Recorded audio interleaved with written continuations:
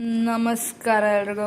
ಇದು ಒಂದು ರೆಸಿಪಿ ಇನ್ಸ್ಟಾಗ್ರಾಮಲ್ಲಿ ಯಾರೋ ತೋರಿಸಿದ್ರು ಅಂತ ನೋಡ್ಕೊಂಡು ಮಾಡ್ಕೊಂಡಿದ್ದೀವಿ.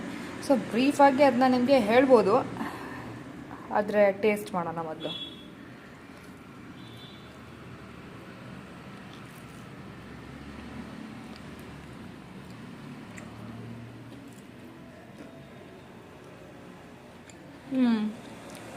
ಚೆನ್ನಾಗಿದೆ.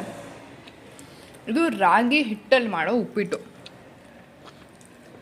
ಇವರು ಮೊದಲು ರಾಗಿ ಹಿಟ್ಟನ್ನ ತೊಗೊತಾರೆ, ಅದಕ್ಕೆ ಉಪ್ಪು ಹಾಕ್ತಾರೆ, ಆಮೇಲೆ ಹುಣಸೆಹಣ್ಣು ರಸದಲ್ಲಿ ಚೆನ್ನಾಗಿ ಕಲಿಸ್ತಾರೆ. ಇದು ಪುಡಿ ಆಗಬೇಕು. ಆಮೇಲೆ ಅದನ್ನು ನೀವು ಒಂದು ಪಾತ್ರೆಗೆ ಹಾಕಿ ಸ್ಟೀಮರಲ್ಲಿ ಬೇಯಿಸ್ಬೋದು, ಹೆಂಗಾರು ನಿಮ್ಮ ಅನುಕೂಲ, ಮನೇಲಿ ಹೆಂಗಿದೆ ಹಂಗೆ. ಒಟ್ಟಲ್ಲಿ ಅದನ್ನು ಹಬೆಯಲ್ಲಿ ಬೇಯಿಸ್ಬೇಕು. ಅದಾದಮೇಲೆ ನೀವು ಕಡಲೆಬೇಳೆ, ಸಾಸಿವೆ, ಜೀರಿಗೆ, ಆಮೇಲೆ ಉದ್ದಿನಬೇಳೆ, ಆಮೇಲೆ ಕಡಲೆ ಬೀಜ. ನಾವು ಕಡಲೆ ಬೇಳೆ ಹಾಕಿಲ್ಲ, ಕಡಲೆ ಬೀಜ ಹಾಕಿದ್ದೀವಿ ಇದಕ್ಕೆ.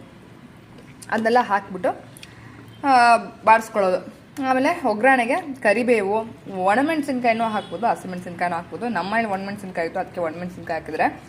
ಆಮೇಲೆ ಗೋಡಂಬಿ ಹಾಕ್ತಾರೆ, ಬಟ್ ನಮ್ಮನೇಲಿ ಗೋಡಂಬಿ ಖಾಲಿ ಆಗಿತ್ತು, ನಾವು ಬಾದಾಮಿನ ಸೇರಿಸ್ಕೊಂಡಿದ್ದೀವಿ ಸಣ್ಣ ಸಣ್ಣ ಪೀಸ್ ಮಾಡಿ. ಸೊ ನಮಗೆ ಎಂಥ ಅನುಕೂಲ ಅದನ್ನು ಮಾಡಿದ್ದೇವೆ. ಆಮೇಲೆ ಕಾಯಿ ತುರಿ ಹಾಕಬೇಕು. ಇಷ್ಟನ್ನು ಹಾಕಿದ್ರೆ ಚೆನ್ನಾಗಿ ಮುಗೀತು.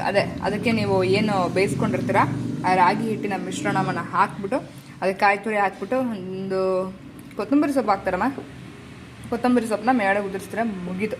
ಅಲ್ಲಿಗೆ ಈ ರಾಗಿ ಹಿಟ್ಟಿನ ಉಪ್ಪಿಟ್ಟು ರೆಡಿ ಆಗುತ್ತೆ. ಒಂದೊಂದು ಬೈಟು ಸಖತ್ತಾಗಿರುತ್ತೆ.